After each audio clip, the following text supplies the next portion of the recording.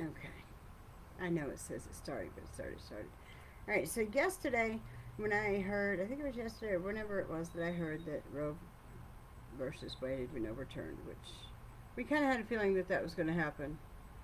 Um, my first thought was, wow, that was just way too easy that that happened. And my second thought immediately was, Satan's going to be mad because he's been defeated, and he's going to come back with something another way, because the abortions were a modern day Baal worship as far as murdering children. Instead of putting them in the fire or on the arms of the Baal, whatever the name of that god was, that false god that they would sacrifice their babies to because they thought that he would give them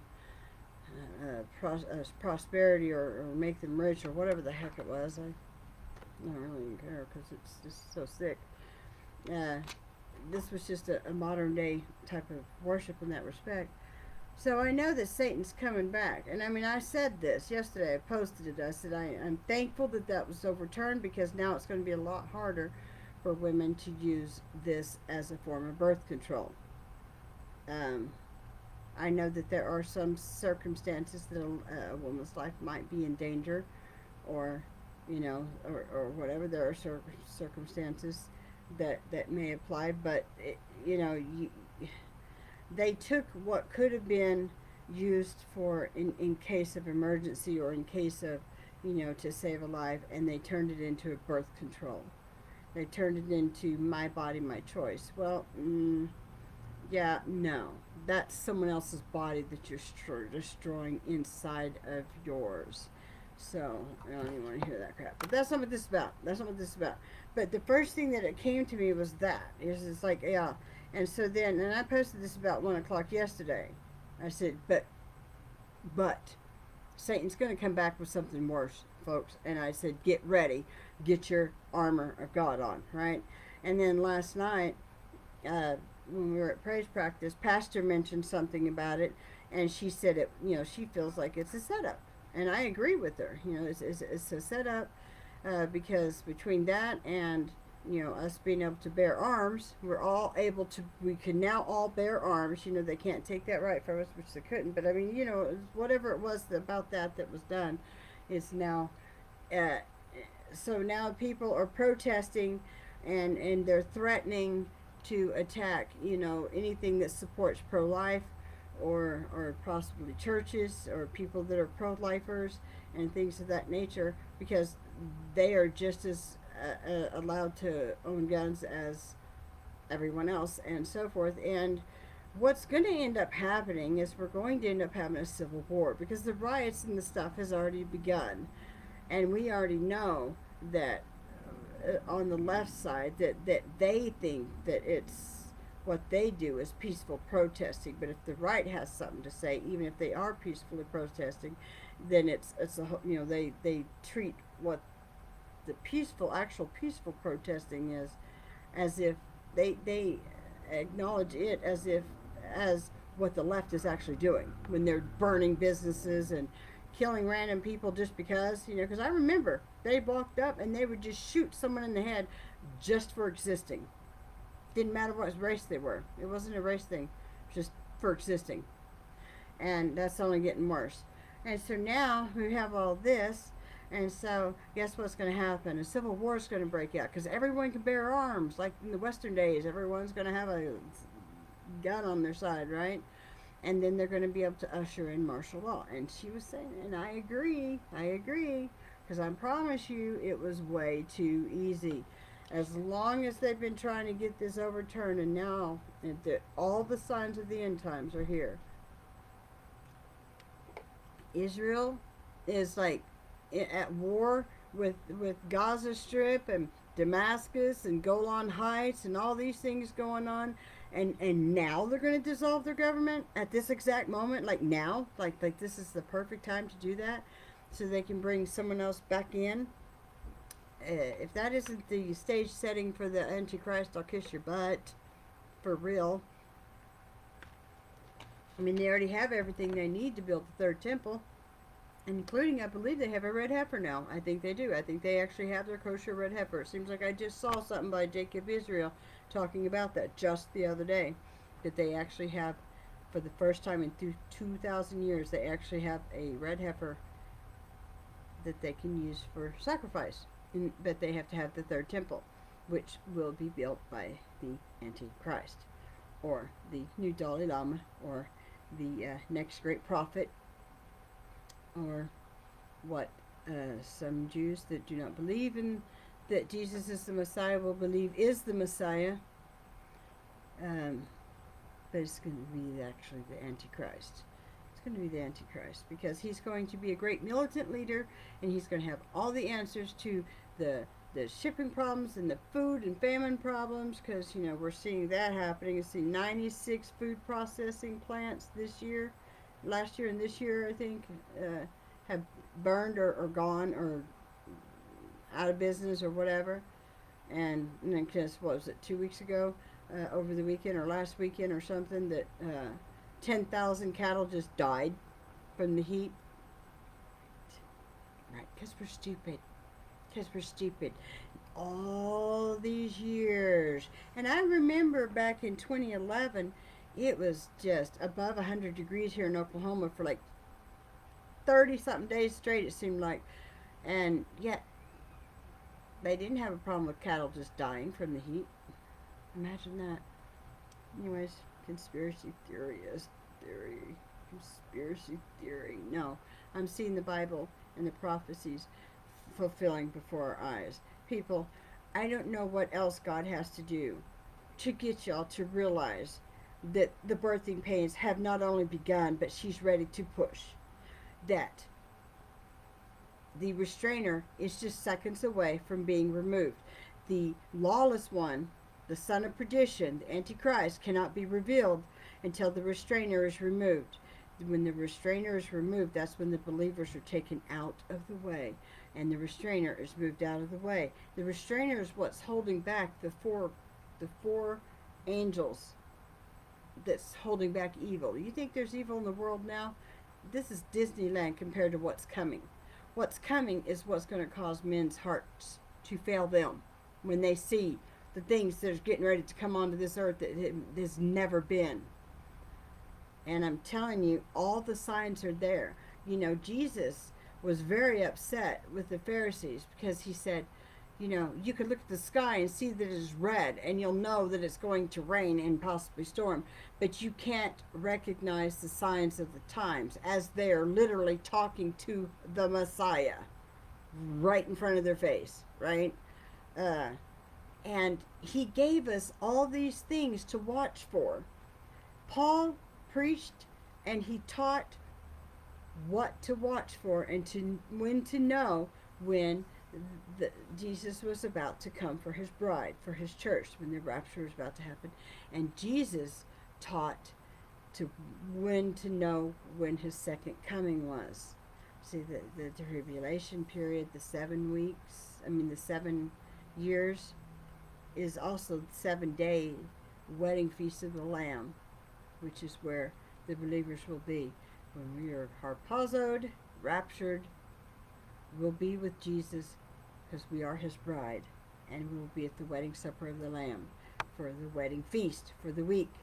At the end of that week, when Jesus returns, his second coming, and his feet actually come and touch the earth, he comes back as the judge with the two-edged sword, and he brings his army with him, his saints, which will be us. It will be his bride, and it will be all of the believers will come back with him, will be his army. Sorry, you have a kitty. And of course, just as in the beginning, when God said, "Let there be light," he saw that it was good, and that was it. He let light be, light was, that's it. He just spoke it, it was done. That's how it's going to be the battle against the Antichrist and his armies, even though they're stupid and don't realize this. Jesus is going to speak one word and it'll be over. They'll be destroyed. They'll be into the lake of fire, and that'll be the end of that. So these things that are happening is a good thing. Don't get me wrong, I'm thrilled that there are so many babies' lives that are going to be saved right now because of this. And I am so thankful that our governor in Oklahoma is a pro-life governor, and so abortions are not allowed here now. So I'm thrilled about that. But you better get your armor on, people, because we're already in a spiritual battle, and it's getting ready to get really bad.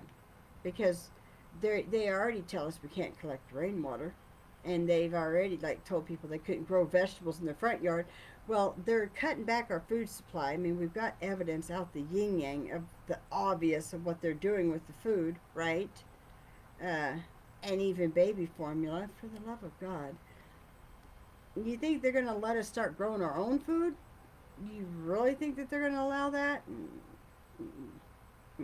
No, no, I don't think so.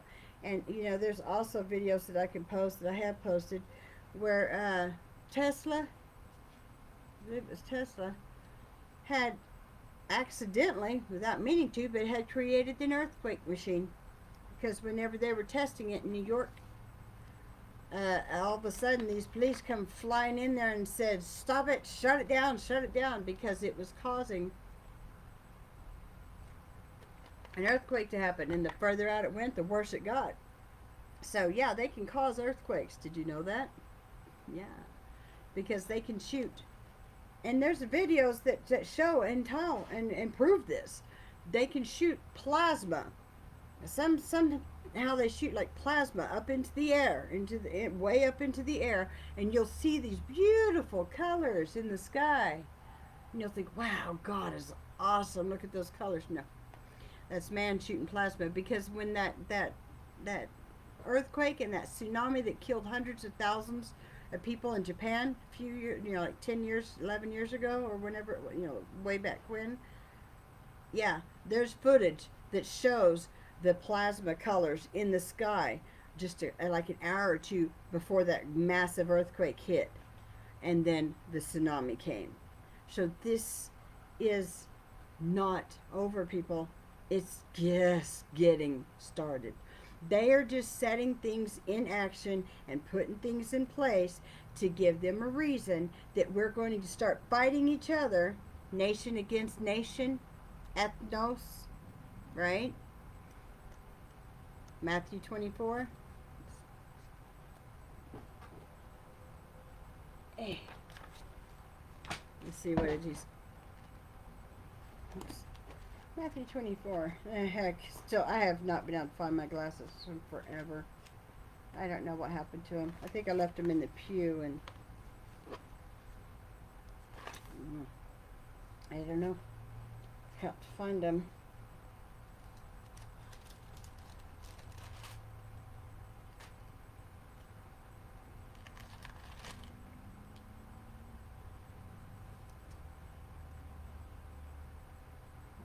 Let's see.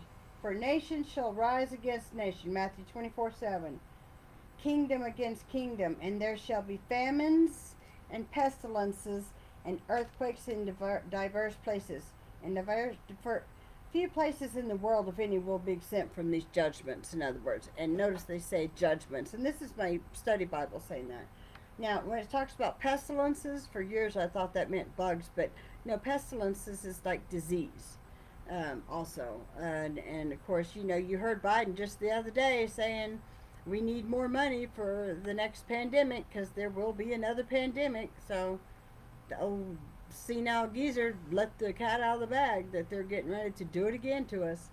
I guess that first one was just kind of a test run, so the second one's going to be pretty bad. So it's probably because they need to get the population down, and they haven't even tried to hide that. Bill Gates, and there's been others that have just straight out said it. George Soros, I think, is another one.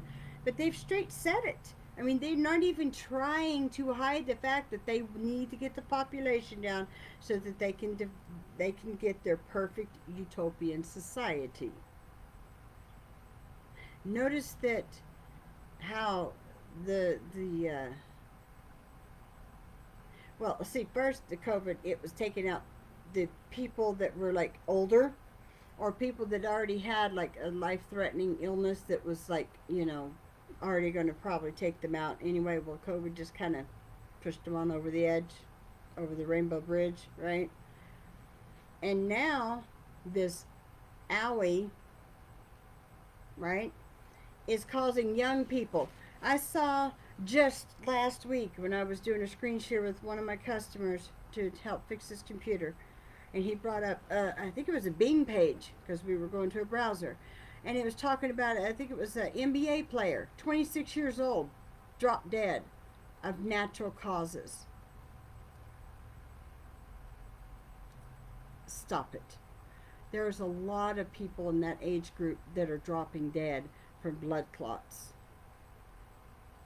Just saying. Just saying. Just saying. Anyways, this is talking about nation against nation, kingdom against kingdom. Ethnos means nation or group. We're getting ready to have that here in the United States. Now, if you know anything about the Old Testament, when Israel, the Israelites, turned their back on God and started serving their pagan gods and their false idols and worshiping their false idols and all that, you know, God used Babylon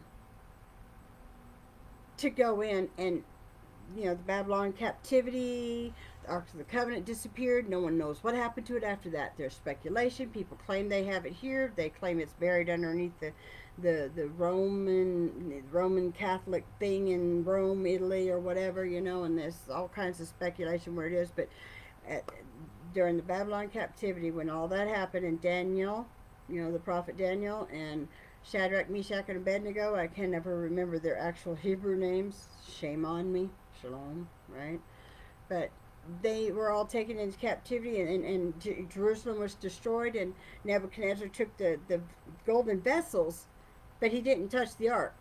He didn't touch the Ark of the Covenant. See, they knew even back then, if you read your word, they knew that God resided in that ark, and they knew. I mean, people knew. There was like even one place that they were trying to find a place to keep it, and they're like, no, we know about that God. No, you just keep stepping with that thing, because we know if you touch it, you die. No, you just keep going with that. We don't want that here, because they'd already heard. I'm sorry, I've got like gnats flying around, and I don't know why. I have now my vitamins that I had, my gummy vitamins, were like raspberry.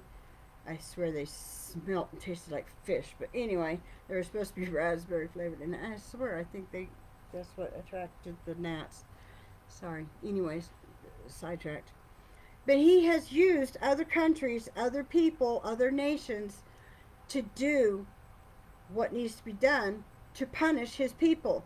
Now, if we're grafted in, and if this nation is so great because of the blessings from God, and we've kicked them out, we've thumbed our nose at them, we've flipped them the bird, basically, right?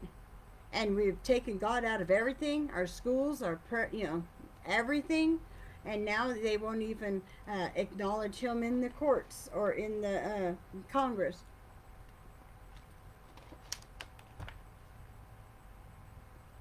The new quarter, I think it is, they have whoever's face it is. It used to be George Washington, I think. I don't know. But whoever it is now, I forgot who's the person is, but their back, the back of their head, they're facing away. The back of their head faces the words "In God We Trust." Whereas the original quarter with George Washington, he's facing "In God We Trust." But now they have it where their back of their head is to "In God We Trust." Like, get behind me, God. And do they not realize that this nation is, this Gentile nation is, you know, you've got two churches. You've got the house of Israel and you've got the house of Judah. You've got the Gentiles and you've got the Jews, right? I mean, just think about it. You've got the Israelites, you've got Israel, Jerusalem, which is God's bride. That Jerusalem is the bride of God. And then you have the U.S. that has been so richly blessed and is like the richest country in the world because of God. And that's the end of that.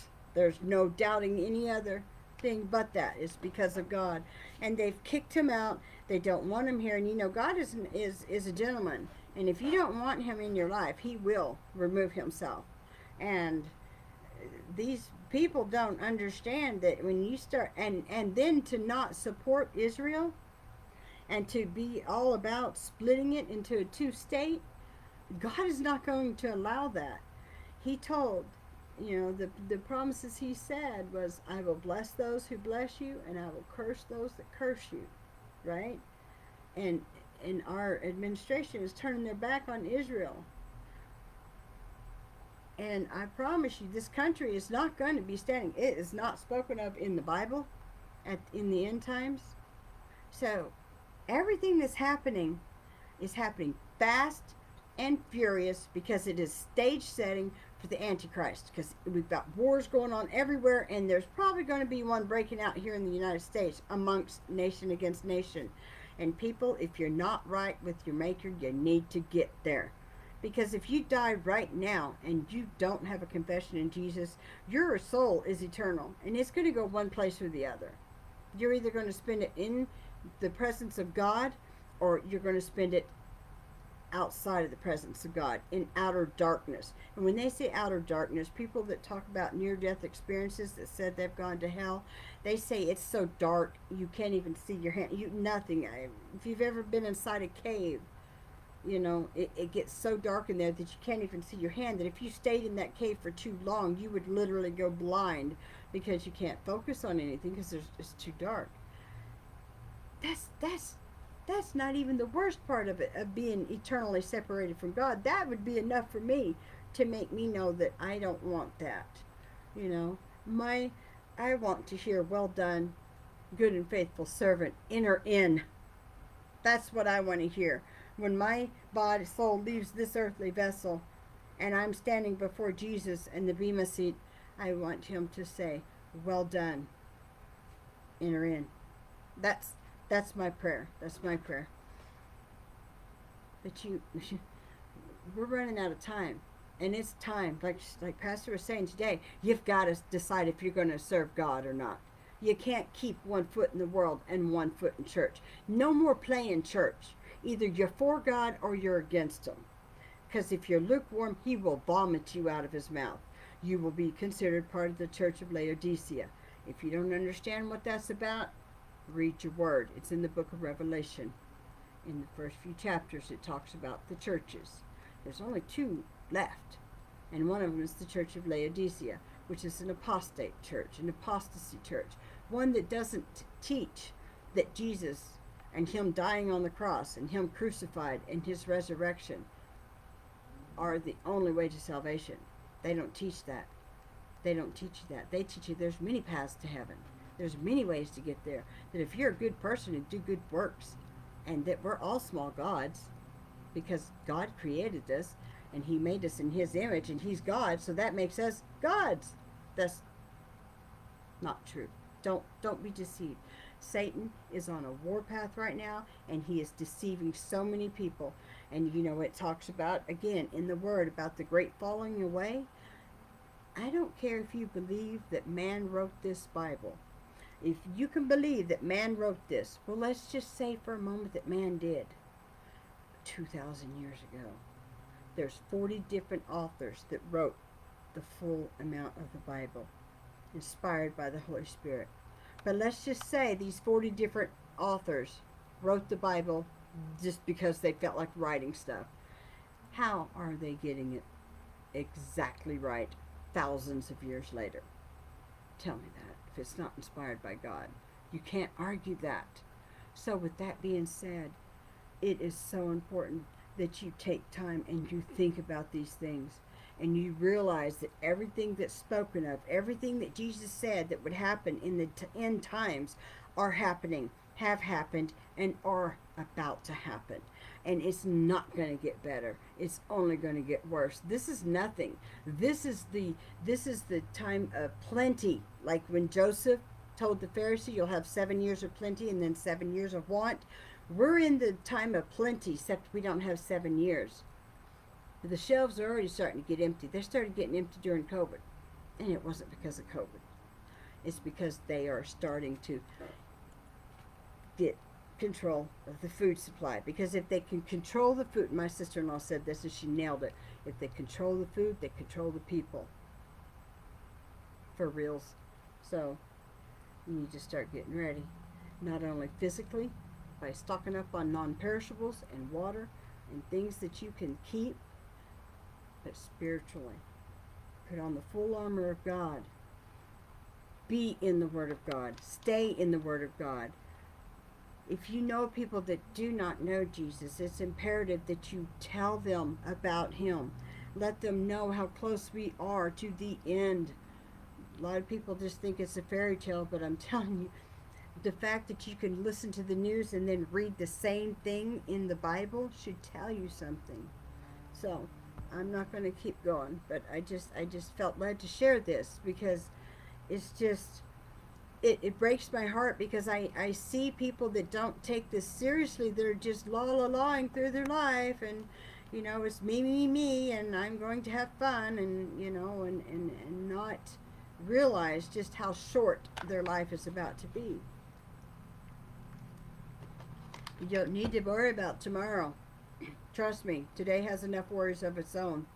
We have no promise of tomorrow. We could get nuked any time. We could get nuked any time from North Korea, from Russia, from China. I mean, we may get it from several different directions. Who knows? You know? Because every one of them have already threatened us. They've already threatened to. Anyways, I love you. Jesus loves you. He loved you enough to die for you.